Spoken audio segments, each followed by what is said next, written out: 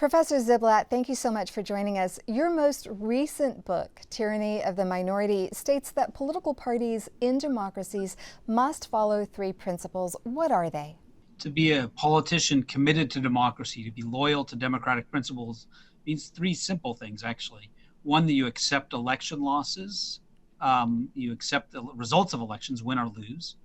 Number two, that you do not use violence, threaten violence, or incite violence to try to gain and to hold on to power. And then rule number three, just as critical, maybe a little more complicated, is that if you're a politician or a political party and you have people who violate those first two rules in your own midst, your own allies, you have to expel them from your party. So, how would you rate American democracy on these three principles?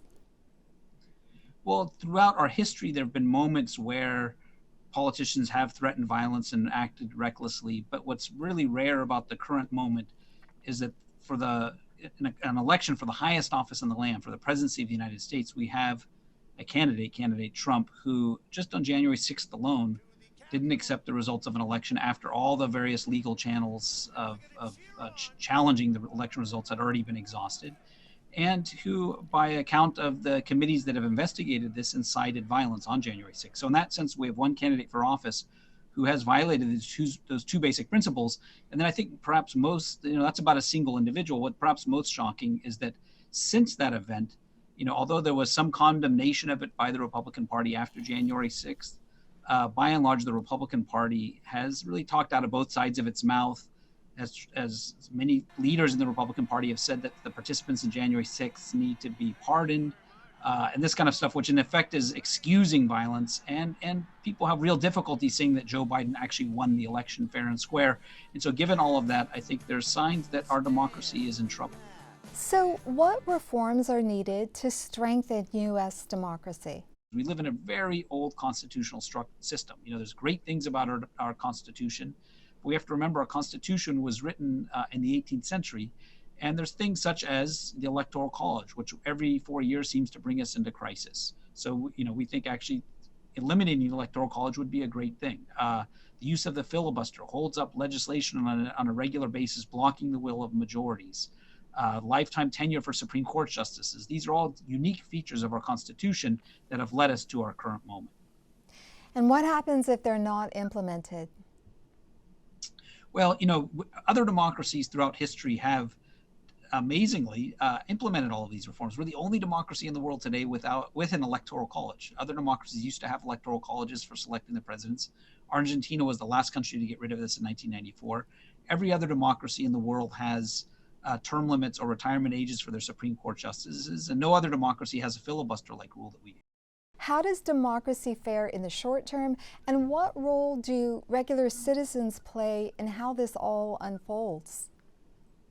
Yeah, it's really essential to focus on what citizens can do, because democracy, of course, at the end of the day is ruled by the people, and so people play a critical role. Our institutions won't save us.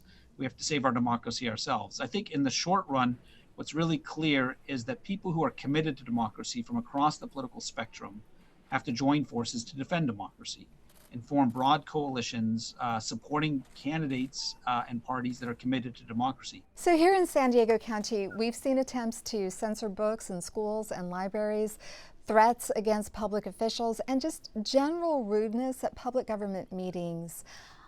How do these symptoms play in the larger context of our democracy? Well, one of the underlying unwritten rules of a democracy is that you accept those that you disagree with as legitimate contenders for power.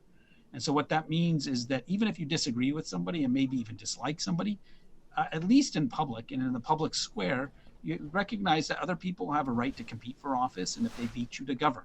That's the essence of democracy. And so this unwritten rule or a norm is essential. And I think what one sees in a context of increased polarization, where you view the other side as not just a rival, but really as an enemy, you'll go to extreme measures to keep that person from power. And so that's one thing I think that we're witnessing.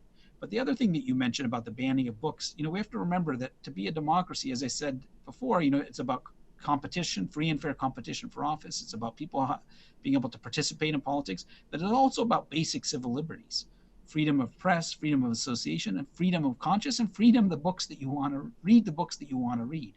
And so, when you have politicians and political leaders attacking those basic civil liberties, including the right to read the books that you want to read, then democracy is facing serious challenges. Professor Ziblatt, thank you so much for speaking with me today. Thank you.